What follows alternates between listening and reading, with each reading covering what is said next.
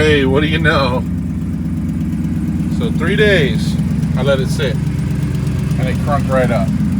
So either A, it's the seat thing, or B, it's the heated thing.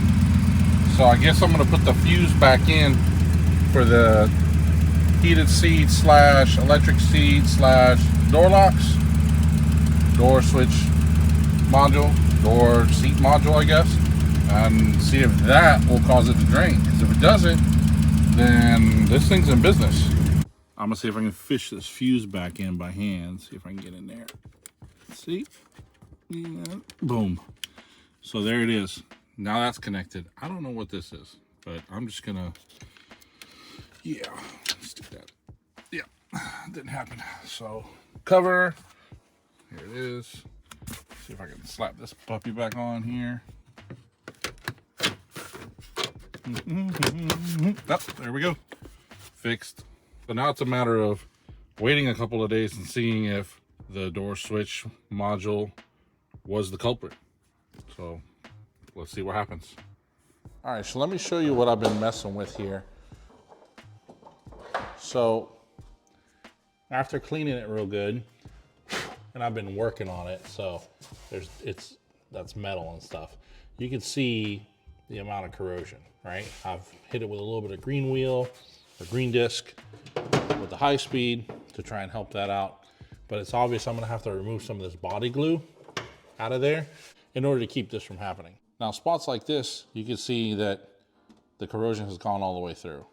So in aviation, what I normally do, or what we normally do, is we have a minimum and maximum of how much to too much, range of material. So how deep does the corrosion go?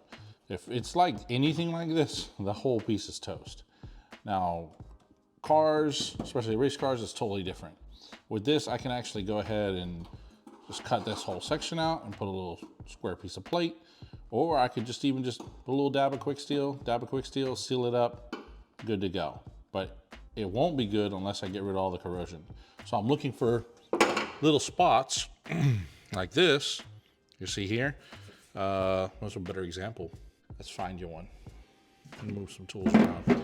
Yeah, so like stuff like this. Yeah, that's what's hiding underneath. It's hiding underneath the paint. So basically I'm going through the whole floor pan and marking all the spots that have corrosion and getting rid of it. I have a ton over here, as you can see. So hopefully it hasn't eaten it all the way through. I'm gonna green disc this whole entire area. The seat's gonna have to come out to do that. I mean, it's just, I let it sit, so it needs to get fixed, otherwise it's just gonna keep eating it. So gotta fix it. So in order to get the seat out, I've gotta get my steering wheel out of the way. Let's slide that on down there. Get rid of these tools, which means just put them sort of out of the way. To get rid of the seat or get it out, I've got 1, 2, 3, 4. I am gonna mark this somehow. Let's see, 1, 2, 3. No, I can just look back at the video and that'll tell me exactly where it goes. So the seat's gonna come out and I can treat all of this corrosion back here because it needs to go. I can't let this continue happening. This is out of control. So time to get it back in control.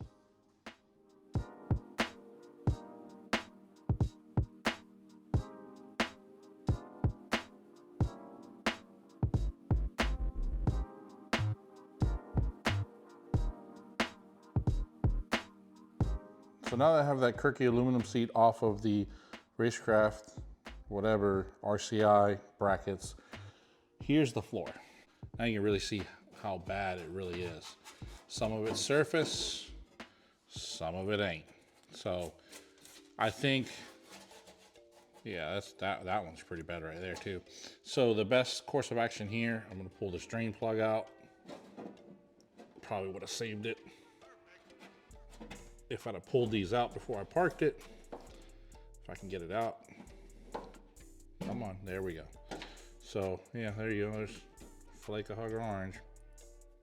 Anyway, so if I would have pulled that, I probably would have saved it, but you can see it pulls here and there's no way it can go over here.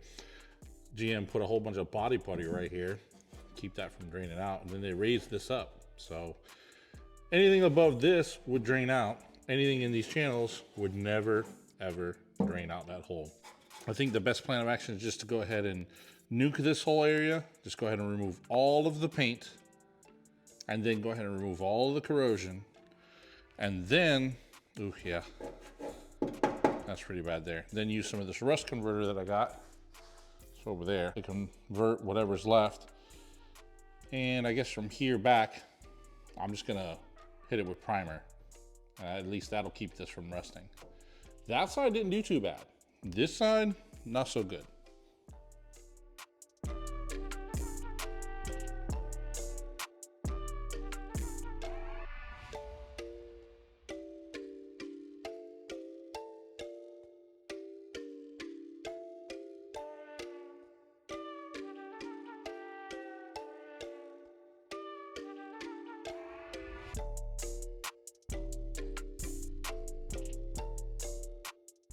So I don't know if you can hear me, but let's take this off for a second. Whew, these things are awesome, and they do work. Because I don't know if you can see that. They do work. So if you don't have one of these, go ahead and get one. Like it's worth it. So no fancy mic or anything right now. As a matter of fact, I don't think I'm gonna do a fancy mic for the rest of the video because this is a really nasty environment, so I don't want to mess those up. So as you can see here, it's basically taking all the paint off, leaving a little bit of that primer coat that came with the car. You can start to see the depressions and the way the corrosion's starting to pit the metal. This has come out pretty good, still some pitting. I'm hoping that the rust converter can fix that. I still have the rest of this to do, so I've been literally just using these little guys here, this little polisher thing, because my air compressor can't keep up. The duty cycle is like 0 CFM. So this is what I've been doing.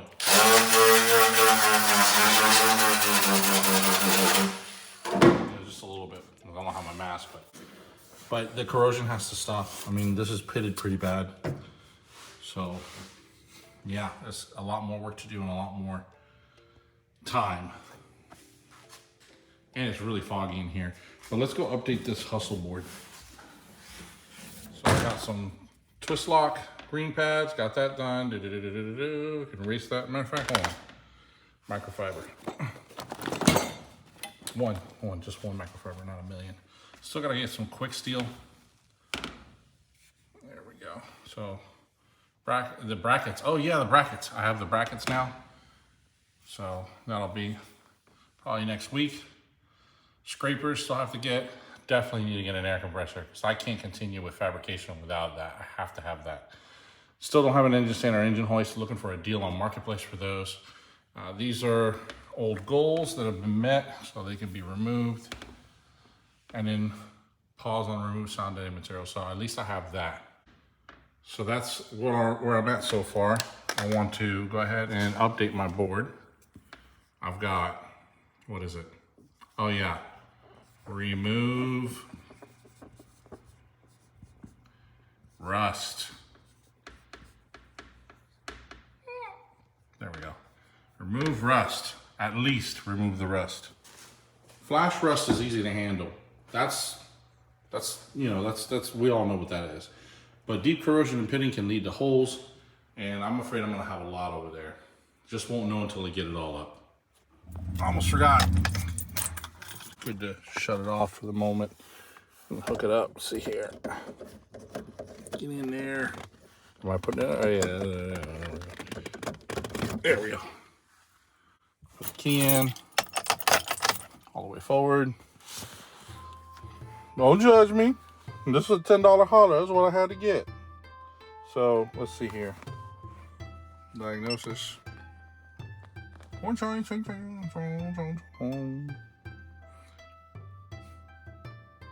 Okay, yeah, I know I ain't got no check engine light. I'm cool with that. Yeah. Read codes. Yup. Nothing. Good to go. So, I'm cool with that. Starts up, runs. Let's see here.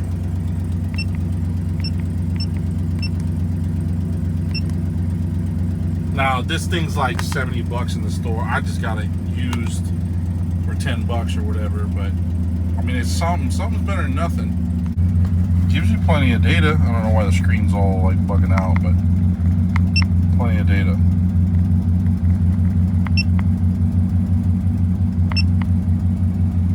We're running good, so I'm okay with that. Hopefully they don't have no more problems with the DSM fuse. We'll know in the morning if the battery goes dead. So hopefully it was just a heater for the windshield washer.